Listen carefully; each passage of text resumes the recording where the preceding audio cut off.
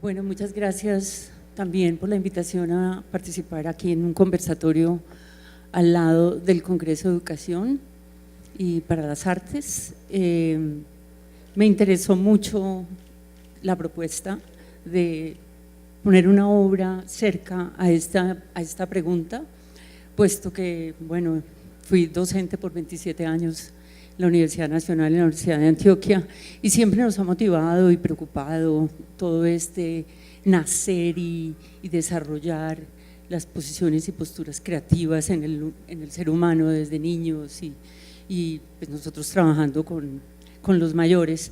Entonces, pues tenía para mí mucho sentido estar acá. Muchas gracias por estar ustedes aquí en este momento para esta conversación. Espero que tengan un momento para mirar también la obra, versión libre que tengo acá en la sala contigua al seminario. Y bueno, vamos a tratar de hacer una conversación con Gustavo acerca de, pues yo le decía a él que circuláramos por distintos territorios, desde la obra, desde cómo se hace la obra, desde cómo se instala, un poco tratando de interpretar las preguntas que uno se hace cuando está frente a una obra. Entonces, bueno, le voy a dar la palabra a Gustavo, ahora sí. Yo quisiera primero preguntarle a Clemencia, de eso solo hablará ella, de cuál es el proceso creativo, todo aquello que está tras bambalinas respecto de esta instalación. Yo quisiera saber, porque como ustedes se habrán dado cuenta si lo aprecian en la instalación, estas voces son reales. ¿Qué quiero decir con eso? No son actores que relatan ciertos eventos o acontecimientos, sino personas que cuentan una experiencia propia, no son actores, son reinsertados, reales, y ella hizo ese trabajo de ir entrevistándolos. Igual ya desde el comienzo hay un formato de instalación en el que, bueno, pero eso lo podrá hablar ella con más detalle, pero a mí me llama siempre la atención es esto que queda tan bambalina y que uno ve un resultado. Quisiera preguntarle cuál ha sido el proceso de la obra para que la dificultad incluso, me imagino que tú, y los obstáculos para poder entrevistar a estas personas como reinsertados, si fue fácil, que todo eso que está tras bambalina. Sí, yo me sitúo frente a estas cosas de distinta forma, digamos. Hago la pregunta antes, ¿qué es lo que me hizo hacer, me hizo viajar a Medellín y me hizo hacer estas entrevistas? Yo sentí de alguna manera por acumulación, por frustración, por insistencia, por rabia, por burla, por lo que queramos mencionar en el sentido de la frustración. Sentía día a día, como lo podemos sentir todos los que estamos acá, que la prensa que nos viene todos los días, la televisión, todo esto, hay una acumulación de incapacidad para entrar a la verdad, para realmente convencernos de que lo que estamos oyendo sí pertenece a una verdad. Entonces, cuando ahí llega un punto en que esas cosas no tienen salida, es como se atraganta, se genera el motivo, se genera el impulso, la pulsión hacia la pregunta. Y en ese momento me voy, tomo la decisión de vincularme con una ONG y empiezo a trabajar con un grupo de desmovilizados de la guerrilla del paramilitarismo. Entonces, ya las formas que se adoptan para enfrentar estos grupos, en qué momento, cómo se hacen las preguntas, cómo trabajo con ellos en el lugar cuando llegan, cuál es la naturaleza de ese problema, empieza a ser parte de la construcción de la obra, desde ahí mismo. Existiendo siempre un vacío y una cosa que uno como que no logra descifrar y no sabe tampoco cómo esa obra va a aparecer y se va a instalar en un espacio. Eso es estamos trabajando en un túnel sin luz. De alguna manera hay una pulsión, insisto, para poder entrar allá, para tratar de tocar directamente con las personas que tienen los hechos en la mano, la experiencia vivida de las atrocidades y el horror, tocarla directamente y ver ahí eso, cómo se responde, eso cómo lo recibo y de qué manera responsable encuentro sentido para trasladarlo a la sociedad. Entonces, ahí vamos. Bueno, pero hacer este trabajo podía llevar a hacer un documental, y sin embargo esto no es un documental, aunque tiene un documento, esto es sobre todo una instalación. Yo quisiera que habláramos, empieza tú si quieres, ¿qué quiere decir una instalación? ¿Qué quiere instalar? ¿Qué significa instalar esto? ¿Qué significa instalar estas voces? ¿Qué significa el uso que se hace del documento? En este caso de los registros. ¿Por qué esto bueno, versión libre también podría significar un ámbito y un espacio jurídico en que la gente confiesa, da una versión del asunto, pero lo interesante es que alrededor de todas estas formas de confesión, de testimonios que pueden ser del orden jurídico, hay una forma en que esas voces tienen lugar en el arte.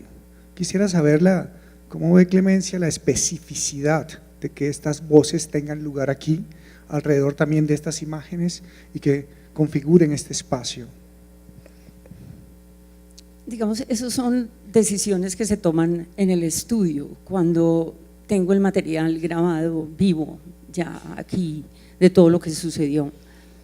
Y cuando me convenzo, después de hacer una transcripción detalladísima y larguísima de todas las voces y de todos los relatos, me convenzo de que hay constantes como lugares comunes, frases repetidas, sabidas, lo políticamente correcto, aquellas cosas que uno realmente no alcanza tampoco o sea, no son suficientes para uno penetrar en esa realidad y en esa posible verdad que se estaba, digamos, invocando.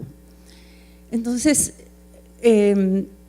al encontrarme con ese problema que les acabo de narrar, digamos, de los lugares comunes, de todas estas frases que casi que ya no nos van diciendo mucho, estamos tan cansados porque también ellos aprenden a decir, porque los medios de comunicación hacen ese decir, enseñan a decir. Entonces utilizo un recurso plástico para que el sonido se reviente, se suma uno encima del otro, se rumoriza, se dificulta en la comprensión, porque en sí mismo, lo que decía en el catálogo, en sí mismo está ahí la opacidad, está ahí la dificultad para comprender realmente, para pasar a ese territorio. Entonces, esta es una obra que es bastante contenida, porque no nos completa toda la historia, no estamos frente al documental que realmente nos redondea dónde pasó todo y qué pasó, sino por el contrario nos devuelve a la dificultad y a esa tensión que de eso ya vamos a hablar. Quisiera señalar algunas cosas sobre esa tensión. En este sentido, una instalación artística y una instalación de Clemencia Echeverry no pretende dar un mensaje, un sentido unívoco. No se trata de una noticia ni de un mensaje publicitario. Uno no puede reducir la obra a 3 frases o un abstract. Una instalación, cuando conjuga estas imágenes, palabras, Boris Groys dice que la materialidad de la instalación, que para él es el paradigma del arte contemporáneo, consiste en desterritorializar, utiliza esa palabra, desterritorializar a veces imágenes de la cotidianidad. Tú te has inspirado tal vez en esto de la prensa, en la versión libre, etcétera, para ponerlo en otro lugar. Cuando esa desterritorialidad se hace y se reterritorializa en este espacio nuevo que es el de la instalación, tiene otro sentido. pero no es un sentido unívoco. Yo creo que aquí hay una paradoja que tiene que ver directamente con el título. No hay una cosa así como una versión libre, es mi lectura, pues, y como no hay un único sentido, pues cada uno hace una lectura. Entonces yo creo que aquí hay una paradoja y un problema, y el problema es la imposibilidad misma de algo así como una versión libre. Entonces, a mí me parece que está el formato en el que todas estas personas hablan, decir dónde nacieron, cuándo fueron reclutados, qué los llevó a estar en tal otro grupo, qué atrocidades cometieron. Digamos que eso sea dar cuenta de sí, pero por mucho que uno quiera dar cuenta de sí, reedita el discurso, uno lo dice en sus palabras, lo dice en el lenguaje, lo dice en un momento, lo dice en otro. Siempre la memoria no hace más que reeditar constantemente todos estos sentidos. De modo tal que a mí me pareció maravilloso y paradójico, problemático, que cuando ellos son interpelados a dar cuenta de sí, en una especie de confesión con pasamontaña, frente a un público que estaría eventualmente ahí, porque no está directamente, entonces utilizan ese formato, una fecha, algunas razones que llevaron a eso, me mataron a mi esposo, a mi hermano, etcétera, etcétera, esa especie de formato. Y entonces todos estos discursos se sobreponen, se justaponen en un solo murmullo, que implica la imposibilidad realmente de dar cuenta de lo que uno hace, porque hay una distancia entre la experiencia vivida, los actos cometidos y el relato de eso. Además de que hace parte de un formato que ya se han aprendido de cómo decir las cosas.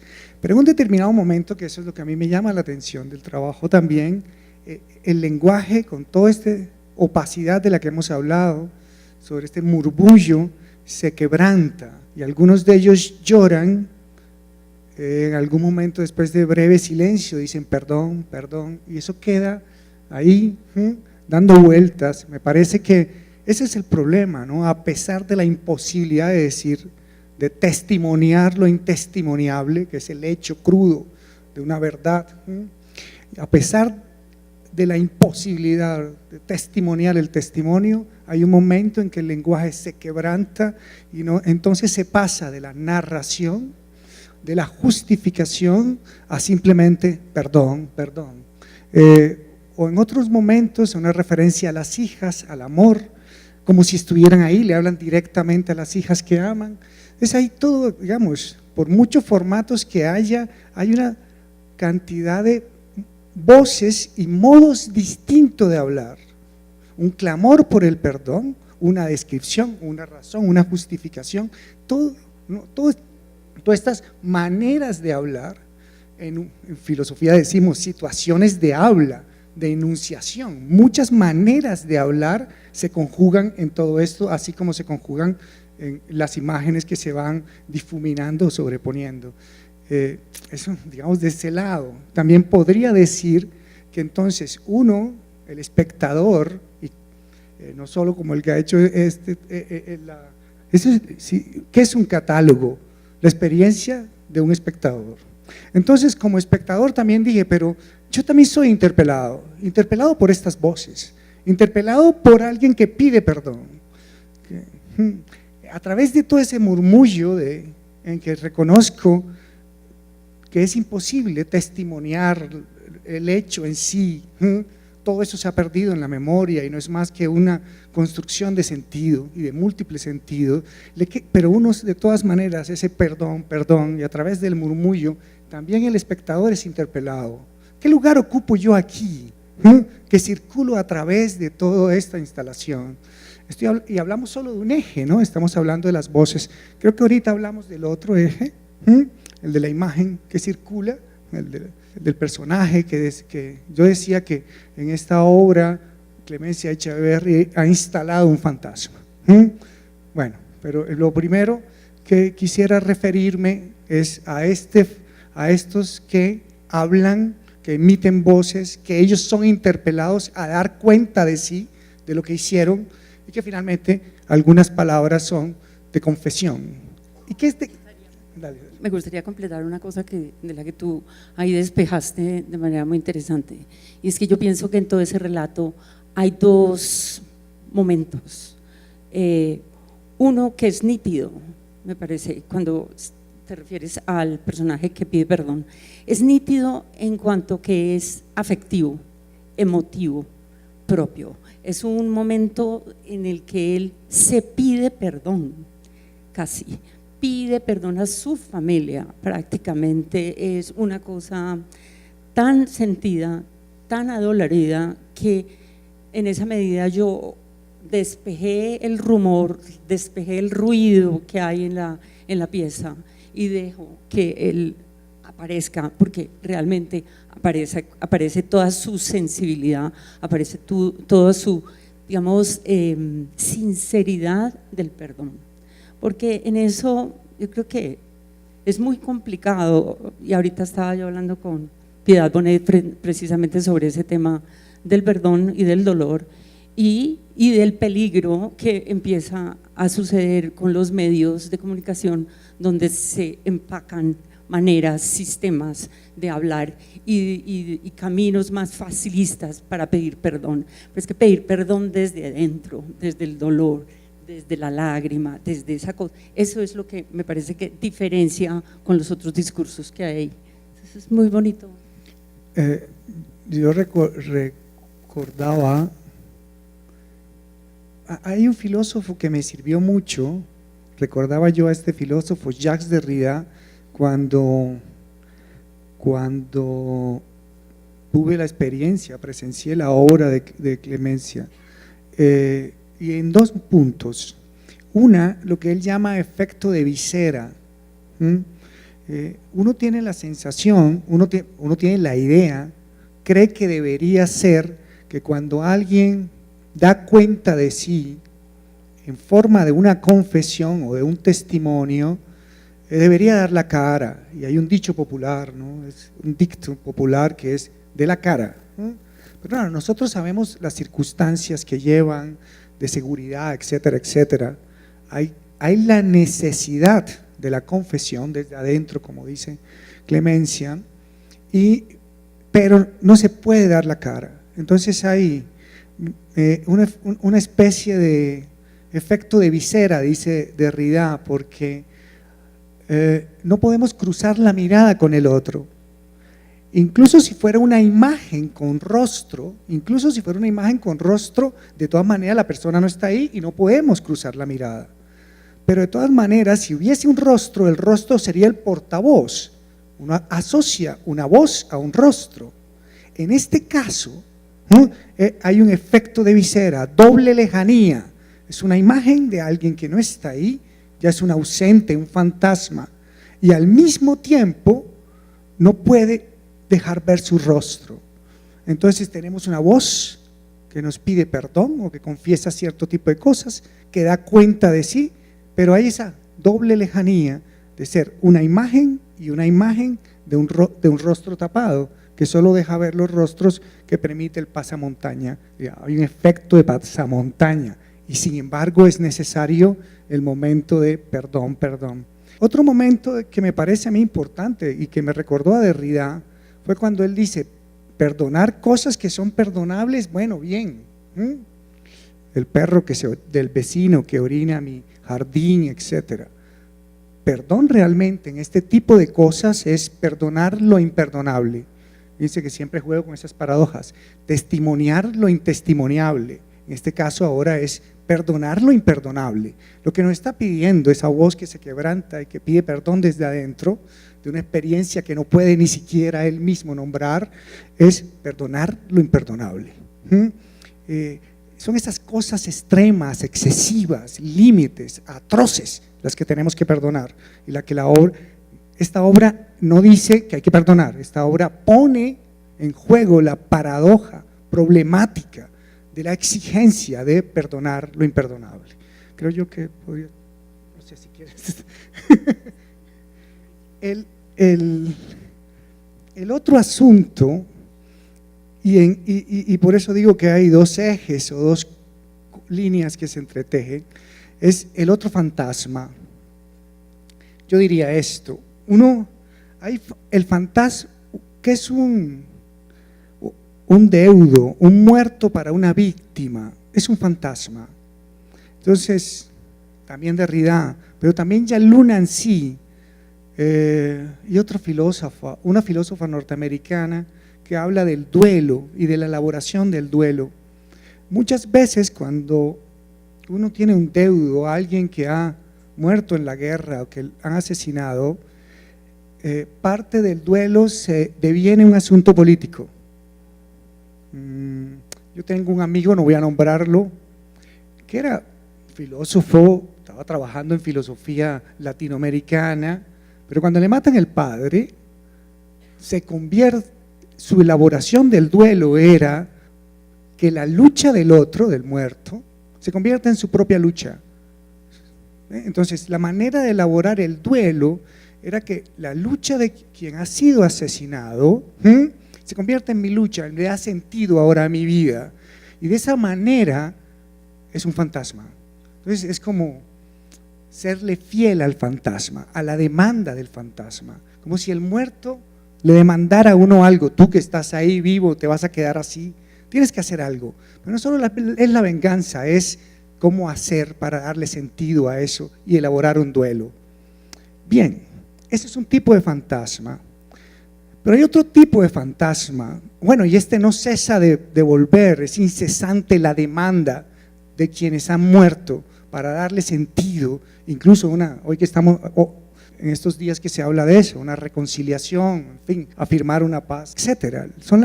Es el futuro político el que le da sentido a los que ya no están. Bien, pero hay otro tipo de fantasma que es incesante, que incesantemente circula, es el fantasma del miedo, de la imposibilidad. Mientras por un lado, perdón, por el otro tenemos a esta imagen que circula y que me parece fantástico el efecto que produce Clemencia con la doble pantalla, y que sale del fondo, como si saliera del fondo de la memoria, del fondo de la historia así, y que constantemente no deja de venir y de circular, que constantemente está ahí. La impotencia, el miedo, el retorno de lo peor, eso también es un fantasma. Retorno a lo peor, y de hecho es una noción psicoanalítica. No es que retorne porque se haya ido, es que no cesa de retornar. Ese es lo que produce miedo, lo que hace imposible también cualquier reconciliación. El retorno de lo peor, del terror. Veía yo ahorita que entraba a la instalación que la gente dice, apenas ve circular, ¿no? Ese otro fantasma, digamos, el fantasma de lo peor, no el fantasma del futuro, es el de la impotencia, el de que quiéralo o no, siempre volverá esta violencia de una u otra manera, o que tenemos esa sensación y que eso se encarna en nuestros miedos. Quería hablar un poco, relacionando el tema con este fantasma y la construcción misma que decido hacer para la instalación. Quería hablar de cómo también llego yo a decidir poner estos personajes a caminar en el espacio, porque tampoco todo son decisiones intelectuales en esta producción creativa, porque se nos volverían unos relatos muy difíciles para, no cruzarían entre los afectos y los desafectos y entre los seres humanos, las impresiones y las sensaciones. Cuando hablamos que es una pieza monstruosa o asustadora o me lleva al dolor o me lleva al miedo, esos son todas situaciones afectivas. Y yo creo que el artista tiene que tener contenido ese miedo, tiene que tener contenido esa experiencia de lo invasivo, de lo monstruoso, de la escala, de algo que ha sucedido, que te ha rodeado, que te pertenece. En varias obras yo he trabajado un problema que ha sido como lo masculino, y la masculinidad un poco en términos del exceso, digamos, de la desproporción al poder físico frente a lo débil, a lo grande, lo pequeño, a todas esas desproporciones. Juegos de herencia es una pieza donde está el gallo enterrado en Chocó en una fiesta, donde intentan volarle la cabeza con un machete vivo. Y es un gesto tremendamente masculino y tremendamente invocado por el grupo de hombres que esperan demostrar un poder y una fuerza y una potencia. Entonces, quería nomás como completar un poco esa presencia de estos personajes en el espacio, porque a pesar de que son personajes reales de nuestra historia política y drástica de Colombia, también pues no solamente es que pertenece a los periódicos ni pertenece a la historia, sino que pertenece a nuestras historias personales, humanas, familiares. Yo quisiera ahora preguntarle algo a Clemencia, y tiene que ver ya no solo con esta obra, sino esta obra en relación a otras. Es esta obra la primera en la que el testimonio o el problema del testimonio, de la confesión, incluso de la memoria, se hace a través de la voz del victimario. Porque si recuerdo en Treno, no es exactamente una voz, pero ahí el fantasma, si hay que decirlo así, es el del desaparecido. Es el del desaparecido, es el río Cauca, grandes imágenes del río Cauca, varias pantallas del río Cauca, con todo su movimiento fuerte, la corriente, etcétera, y de pronto aparece en el río Cauca unos despojos, unos vestidos que son recogidos por alguien.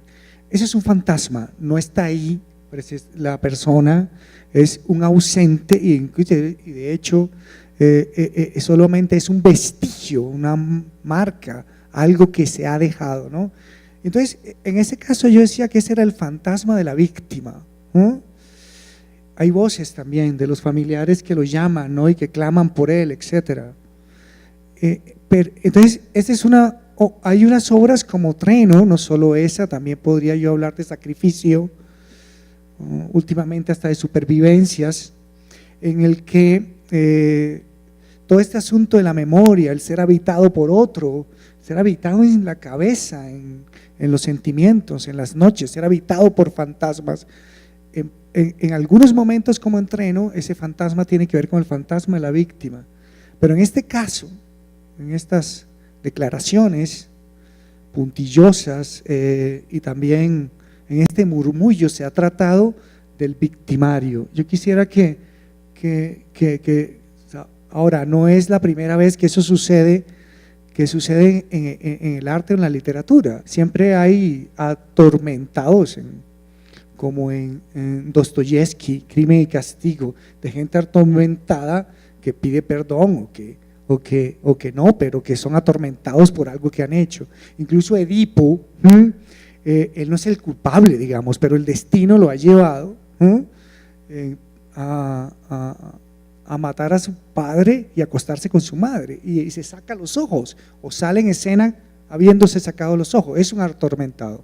Digamos que el atormentado es un viejo asunto, y pero acá hay algo especial, y es esta paradoja, creo yo, de la que ya habíamos hablado, y que no se suele, no tengo otra referencia en el arte colombiano del lugar del victimario. No sé si alguno me ayuda hoy, porque él tiene unas voces de ceniza que son víctimas que cantan, y bueno, entonces uno podría establecer también con otros. Sería interesante hacer ese estudio de cuando se trata de una voz o cuando se trata de la otra, cuando se trata de una imagen de una cosa, cuando se trata de la imagen de la otra. Pero yo quisiera preguntarle a Clemencia, ver cómo ese movimiento que va de lo uno a lo otro, porque además creo que aquí el lugar que nosotros ocupamos como espectadores, a quien se le interpela también con todas esas confesiones enfrente y con el miedo que también nos atraviesa, el lugar en el que está el espectador, creo yo, asediado el espectador es el lugar de la víctima. Pues ahí lo dices tú, de alguna manera en esta pieza, como empecé en la conversación hoy, es dónde estamos parados, dónde me pongo yo, cuáles fueron los eventos, los hechos, las sensaciones que yo tenía para querer dar un paso y tocar la llaga y acercarme al lugar donde estaban sucediendo las cosas.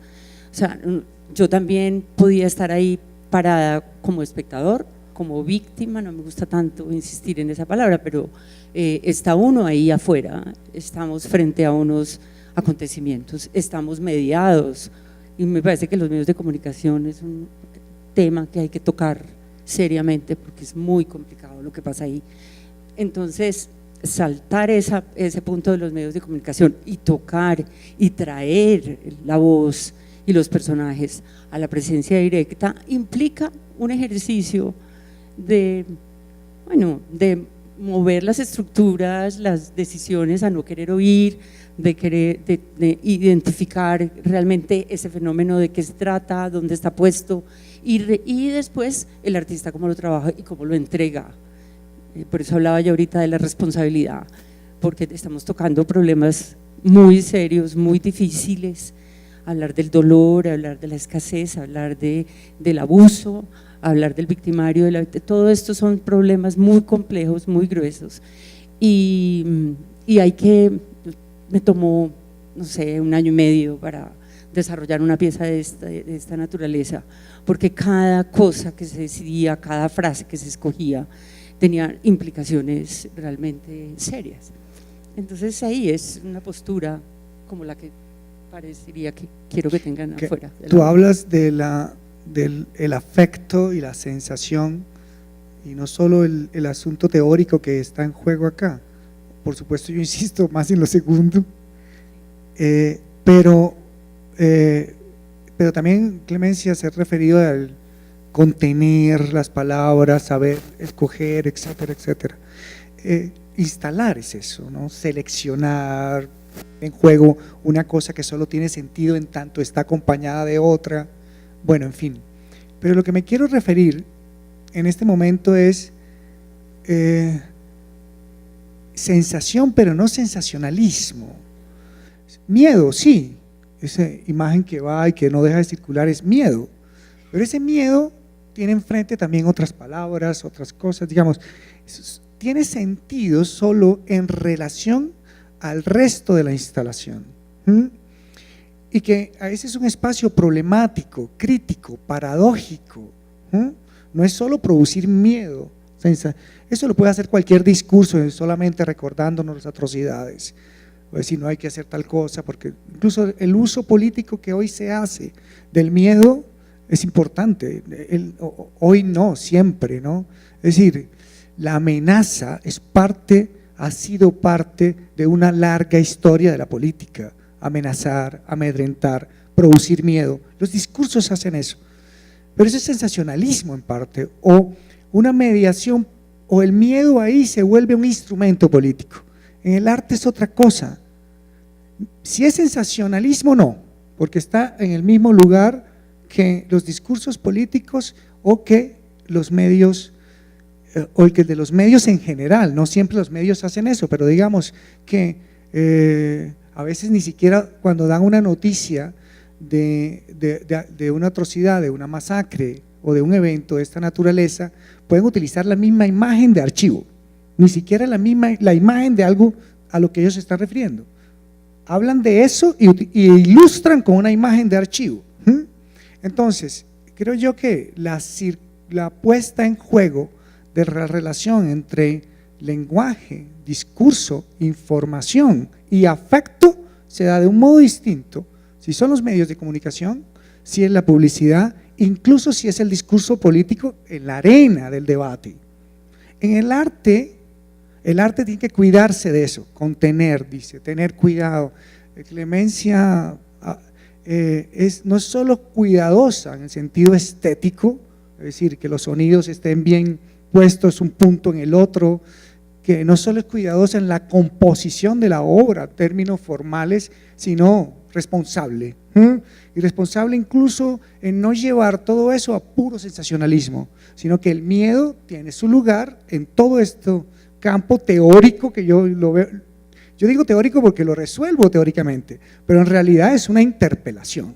Es una interpelación, y una interpelación yo la explico teóricamente, pero no solo es teórica, pero no es un sensacionalismo. Entonces hay una mediación, un punto intermedio, una mesura en la composición entre el juego con las sensaciones y lo que se está jugando en términos de interpelación al espectador.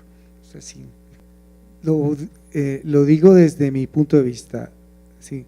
¿Hasta qué punto tú dijiste sociológico como un documento histórico? Una obra es susceptible de todo eso. Una obra de arte es susceptible de convertirse en un documento histórico. Claro, en una investigación sociológica yo puedo tomar como un documento, como una fuente, una obra de arte. Si yo quisiera también entender el siglo XIX, puedo ir al impresionismo, puedo ir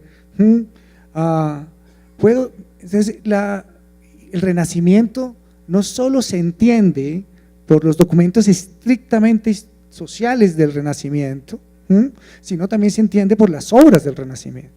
La época se entiende. Entonces yo puedo tomar un Miguel Ángel, la Capilla Sistina, y entender la época. Y entonces en ese caso es susceptible de ser interpretado como un documento histórico. De igual manera pasa como en filosofía, y de hecho yo lo he hecho y lo hago en gran medida con la obra de Clemencia. Pero no creo que la lectura que hago, esto de los fantasmas, perdonar lo imperdonable, el recurrir a Judith Butler, el recurrir a las ideas filosóficas, no considero que esta obra sea una ilustración de eso, ni tampoco creo que se pueda reducir a lo que uno pueda decir como eso. Simplemente soy un espectador más que teorizo, que problematizo a través de la obra, y porque creo que la obra está abierta a todo este tipo de lecturas y de experiencias. Eso es. Si fuera un mensaje directo así, yo diría esto es un documental, esto es tal cosa. No, la obra está abierta y en esa apertura es que vale la pena pensar, y es susceptible entonces de múltiples lecturas. Y además yo pienso que la obra construye un lenguaje, tiene su propio lenguaje y aporta, en caso de que sea interesante para las otras disciplinas, otra manera de leer el problema al cual está interesada las disciplinas en particular, a no ser que se vuelva historia o que se vuelvan documentos de análisis sociológico o político. Son otras voces realmente y son otros lenguajes que acompañan esas otras disciplinas, y en ese sentido, por eso yo creo que estamos acá conversando. Claro, es que esa es la inquietud que tú tienes, es la inquietud que también está la obra proponiendo, ¿entiendes? Bien que se haya trasladado de esa manera a ti, o sea, no, es que eso es una situación neutra, es una situación compleja que nos ha tocado pasar, pero no quiere decir que estamos en la pasarela de los paramilitares por los museos, porque eso es una manera un poquito extraña de decirlo, tú lo puedes sentir, porque tienes una rabia. Entonces uno dice, ¿cómo así? Si el templo, en el templo mío que es el museo, el lugar donde yo quisiera en algún momento poner una obra porque estoy estudiando arte, ¿cómo así que esto le vamos a dar el espacio a estos tipos? ¿Ves? Entonces, ese es un conflicto enorme, político, social, es lo que nos ha tocado atravesar también, y bueno, son las maneras como nos aproximamos desde el arte a señalar esa dificultad para comprender y para entender y para disentir de eso mismo que hemos vivido, incluso como configurando unos personajes de extremo horror, más allá de todo, también de lo que nos hemos imaginado que es horror, porque tampoco nos lo han contado, pero tampoco lo hemos visto. Exactamente. Entonces, también aquella cosa que nos han contado, a mí me la han contado, y también a mí se me crece, a mí se me vuelve excedida, a mí también se me vuelve horrorosa, y de esa manera creo que esa sensación de horror es parte de los lenguajes del arte que también se diferencian de meramente contar en los medios o castigar o lo que toque en la justicia. No, yo solo señalaría que, como dice, perdón, que yo suelo citar, ese es un universo de referencia, Toni Negri dice que el arte siempre se adelanta a la sociedad. Entonces, tal vez sí hay un privilegio en ciertos espacios, en los espacios de las instalaciones del arte, que es el reflexivo, el problemático, el paradójico, el de la inquietud que tú tienes, ¿no? Que no es el de la política efectiva.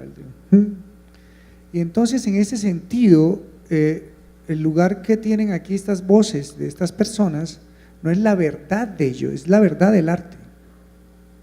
Verdad en el sentido de develar algo, mostrar algo. Lo que está mostrando es esto, esa inquietud, la paradoja del asunto, testimonio de lo intestimoniable, el perdón de lo imperdonable, el miedo que no cesa y que circula.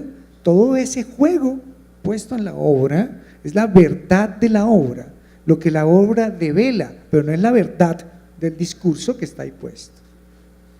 Y en esa medida, creo que contribuye también a la sociedad, a pensar el momento que estamos viviendo. Ahora, el lío es que el artista tampoco puede escapar a su momento histórico. Algunos lo hacen. Borges en la biblioteca escribía pues literatura fantástica mientras pasaba todo lo que pasaba con Videla. Hay gente que hace eso y puede hacerlo, otras personas no, otras personas se comprometen carne y hueso con el problema. Yo una vez iba a películas argentinas y siempre los desaparecidos, yo decía otra vez los desaparecidos, y la nueva película y otra vez el rollo de los desaparecidos. Oye, ¿cuándo es que van a dejar esta gente de echarse el rollo de los desaparecidos en cine? Pero después entendí por qué, es su memoria, es su momento. Muchas gracias, maestra Clemencia y señor Gustavo.